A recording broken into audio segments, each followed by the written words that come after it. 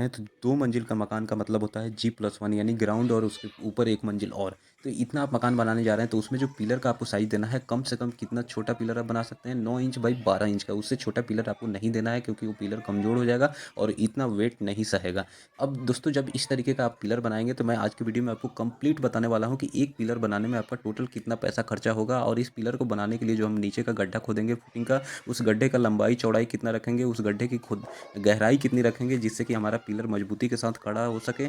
साथ में उस गड्ढे में हम जो फुटिंग का सरिया बांधते हैं, उस सरिये की मोटाई क्या होगी, सरिया कैसे बांधना है और इस उसमें सरिया हमारा कितने रुपए का आएगा और जो सरिया बांधने वाला है वो कितना लेकर जाएगा, यानी सरिया के बारे में कंप्लीट आपको जानकारी मिलेगी। गड्ढा खोदने में हमारा कितना पैसा खर्चा होगा, गड्ढा कितने गहराई का खोदना है, साथ में जो कॉलम का हम सरिया खड़ा करेंगे वो सरिया कैसे बांधना है, कॉलम में कितने मोटाई का सरिया इस्तेमाल होगा और उसमें हमारा टोटल कितना पैसा खर्चा होगा। फिर हम जो फुटिंग की ढलाई करेंगे, फिर कॉलम की ढलाई करेंगे तो उसमें जो हमारा कंक्रीट यानी जो हम मसाला बनाएंगे उसका मिक्सिंग कैसे करना है, क्या क्या अनुपात में हमें मसाला बनाना है, यानी डिजाइन मिक्स उसका क्या रखना है, साथ में जो हम कंक्रीट उसमें इस्तेमाल करेंगे वो हमारा कौन सा मटेरियल कितना लगेगा और कितने रुपए का आएगा, यानी कि पूरी आपको एक कॉलम बनाने की जानकारी मिलने वाली है उसकी फुटिंग से लेकर और ऊपर तक। जब हम पहला मंजिल के ऊपर जाते हैं वहाँ तक एक कॉलम को ढलाई करने तक का आपका टोटल कितना पैसा खर्चा होने वाला है और किस तरीके से आपको कॉलम को मजबूती के साथ बनाना है। तो चलिए अब एक एक करके देखते हैं।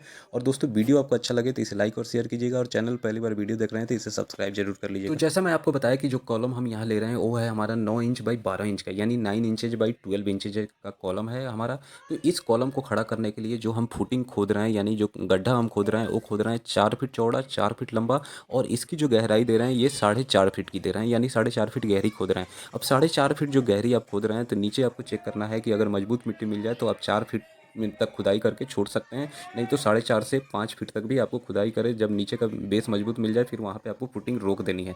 तो एक अगर गड्ढा 4 फीट बाई 4 फीट और नीचे गहराई 4.5 या 5 फीट का खुदवाते हैं तो दिन भर में एक लेबर जो होता है आपका एक गड्ढा खोद पाता है, फिर उसका अच्छे से ड्रेसिंग करके आपको देगा। तो एक लेबर का जो कॉस्ट है अभी 800 रुपये है। तो आपका एक गड्ढा यानी एक पिलर के लिए एक गड्ढा खोदने का खर्च आ गया 800 रुपये। फिर जब हमारा अगला काम होता है कि जब ये गड्ढा खुद जाता है तो उसके जो नीचे का बेस होता है सरफेस उसको हम दुरमुट से बैठाते हैं। तो उसमें आपको एक लेबर चाहिए होता है, वो दुरमुट से बैठाएगा, थोड़ा बहुत पानी डाल डाल के 2 से 3 लेयर में उसको बैठाएगा। फिर उसके बाद उसमें एंटी टर्माइट ट्रीटमेंट किया जाता है, यानी एंटी टर्माइट ट्रीटमेंट जो केमिकल होता है वो छेद करके सरिया से हर एक एक फीट की दूरी पे एक एक फीट गहरा छेद किया जाता है। फिर इसमें ये लिक्विड डाली जाती है तो लगभग इसमें आपका 1 लीटर के करीब इसमें एंटी टर्माइट केमिकल जो है वो लग जाएगा और एक लेबर आपका क्या है वो सरफेस को बैठाया और ये दीमक वाला जो दवा है वो डाला। तो फिर 800 रुपये आपका एंटी टर्माइट ट्रीटमेंट में खर्चा हो जाता है। अगला काम होता है कि जब आपका एंटी टर्माइट ट्रीटमेंट हो गया तो अगले दिन आपको क्या करना है उसमें पीसीसी करना होता है। पीसीसी करने के लिए हम क्या है कि जो यहाँ पे कंक्रीट इस्तेमाल करेंगे वो होता है M15 ग्रेड का, M15 ग्रेड का, मतलब कि उसका रेशियो होता है 1:2:4 का। यानी कि अगर आप मान लीजिए कि तसला ले रहे हैं तो एक तसला आप सीमेंट ले रहे हैं तो आपको 2 तसला उसमें क्या लेना है, उसमें आपको सैंड लेना है, जो रिवर सैंड हम इस्तेमाल करते हैं साइड पे जिसे हम डस्ट या बदरपुर भी बोलते हैं वो ले सकते हैं। और उसमें 4 तसला आपको एग्रीगेट लेना है, गिट्टी लेना है। गिट्टी कौन सा लेना है आपको ओवर 20 साइज़ का लेना है। जितना बड़ा आप गिट्टी लेंगे जैसे 40 mm का ले लें या 20 mm से बड़ा ले लें, तो जितनी बड़ी गिट्टी होगी यानी कोर्स होगी मजबूत होती है। इसलिए मैं कहता हूँ पीसीसी के लिए कभी भी आप 40 mm या 20 mm से बड़ी गिट्टी का इस्तेमाल करें। तो ये डिजाइन मिक्स आपको मिक्स करना है। और इतना बड़ा गड्ढा जो मैं आपको बताया था कि 4 फीट चौड़ा है 4 फीट लंबा है और इसमें जो पीसीसी हम डाल रहे हैं वो 4 इंच मोटी डाल रहे हैं। तो इसमें जो लगभग हमारा 0.15 क्यूबिक मीटर यहाँ पे कंक्रीट लग जाएगा, जो कि हमें लगभग 750 रुपये के खर्च में हमारा पीसीसी का काम हो जाता है। तो जब हमारा पीसीसी हो जाता है तो अगले दिन हमारा काम क्या होता है कि अब फुटिंग के लिए सरिया यानी जाल बांधना। तो जाल बांधने के लिए सरिया बिछाने के लिए हम 12 mm का स्टील इस्तेमाल कर रहे हैं। हमारा गड्ढा था 4 फीट बाई 4 फीट का। तो जब हम इसमें सरिया बांधेंगे तो ये हमारा 9 पीस सरिया एक साइड से लगेगा और 9 पीस सरिया एक साइड से लगेगा। और आप देखेंगे कि साइड में यहाँ पे 6-6 इंच का एल खड़ा किया गया है। जहाँ भी आपका सरिया खत्म हो रहा है दोनों साइड आपको एल वहाँ प्रोवाइड करना है। तो एल प्रोवाइड करने से क्या होता है कि जो फुटिंग होता है आपस में बन जाता है और बहुत अच्छा ये जो है स्टेबिलिटी प्रदान करता है। आप इसका जाल बांधेंगे तो आपको देखिए बनानी कैसे है। आपको क्या करना है, बीच में 3 फीट 8 इंच हो गया और दूसरे साइड जहाँ पे ये ख़त्म होगा स्टील वहाँ से इसको ऊपर 6 इंच इस साइड और 6 इंच दूसरे साइड, यानी जितना भी स्टील है सब में आपको ऊपर की तरफ उठानी है। तो 6 इंच इस साइड की और 6 इंच उस साइड की और बीच की 3 फीट 8 इंच आप सबको जोड़ देंगे तो 4 फीट 8 इंच का आपका एक स्टील निकल के आ गया। तो टोटल स्टील इसमें 9 इधर लग रहा था, 9 इस साइड से लग रहा था, तो 18 स्टील है। तो 4 फुट 8 इंच इंटू 18 करेंगे तो 84 फीट आपका टोटल इसमें हमारा स्टील लग रहा है किसमें, फुटिंग के जाल में। तो इसमें हम डबल जाल प्रोवाइड कर रहे हैं। जो ये नीचे का बेस वाला जाल था, आप देखें कि यहाँ पे क्या है कि लगभग 84 फीट हमारा यहाँ पे 12 का सरिया लग रहा है। वहीं जब हम ऊपर से एक और जाल रखेंगे तो वो भी 84 फीट का लगेगा।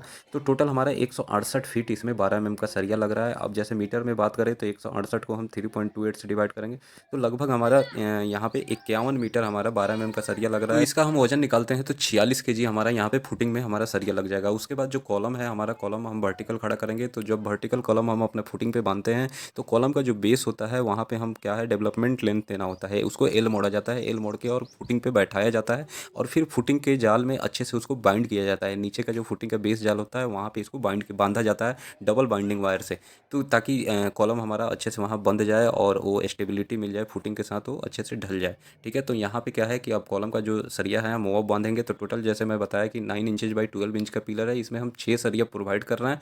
कितना? 12 का 6 सरिया हम दे रहे हैं। और जो इसमें हम स्टीरअप रिंग लगा रहे हैं, रिंग 8 का दे रहे हैं। 5 inch centre to centre spacing रख रहे हैं, यानी कि एक रिंग से दूसरे रिंग के बीच की दूरी हम 5 इंच दे रहे हैं। और जो कॉलम की स्टील है, आप देखिएगा कि नीचे ये जो उसका एल बनाया गया है, ये 2 फीट हमारे फुटिंग पे रेस्ट कर रहा है। अब 2 फीट इसलिए दिया जाता है कि वो आसानी से फुटिंग के साथ वो बंध जाए और उसके बाद आरसीसी कंक्रीट उस पर ढलाई कर दी जाती है। तो वो क्या होता है, एक अच्छा वहाँ पे मजबूती देता है, वो जल्दी वहाँ से उखड़ता नहीं है, निकलता नहीं है। अब यहाँ डायग्राम में देखिए, आपको जैसे पहले मैं बताया कि मैं यहाँ ग्राउंड प्लस 1 मंजिल बना रहा हूँ। तो यानी कि जो हमारा ये कॉलम का स्टील आया है, सबसे पहले नीचे देखिए यहाँ 2 फीट का ये बेंड हुआ है। फिर बेंड होने के बाद ये 4 फीट जितना हमारा फुटिंग की गहराई है उतना उठेगा, तो 2 और 4 6 हो गया। और ये पूरा ऊपर 13 फीट तक गया है। 13 फीट क्यों गया है? क्योंकि जब ये 4 फीट के बाद अब ये यहाँ पे प्लिंथ बीम हो गया और इसके ऊपर से हमारा जो फ्लोर का हाइट है वो कितना 10 फीट का है। उसके ऊपर अब छत है, तो छत के ऊपर फिर 3 फीट ये ऊपर निकलेगा, क्योंकि ऊपर फिर पिलर उठाया जाएगा तो उसमें सरिया को लैपिंग करके जोड़ा जाएगा। बालू ले रहे हैं और 3 तसला हम एग्रीगेट यानी गिट्टी ले रहे हैं। गिट्टी हम 10 और 20 को मिक्स करके आधा आधा ले रहे हैं। जैसे कि हम 3 तसला हमें गिट्टी लेना है तो 1 तसला हम 10 का छोटी वाली गिट्टी ले रहे हैं और 2 तसला हम 20 का बड़ी वाली गिट्टी ले रहे हैं। फिर उसको अच्छे से मिक्स कर रहे हैं, फिर हम मसाला बना रहे हैं। तो जो फुटिंग में हमारा मसाला लगेगा वो लगभग, फुटिंग का जो गड्ढा था हमारा 4 फीट बाई 4 फीट का था और उसमें हमने 1.5 फीट मोटा, नीचे से 1.5 फीट मोटा हमने भराई किया है, कंक्रीट डाला है उसमें। तो फुटिंग में जो हमारा कंक्रीट लग रहा है, ये लग रहा है लगभग 0.68 यानी 0.68 क्यूबिक मीटर।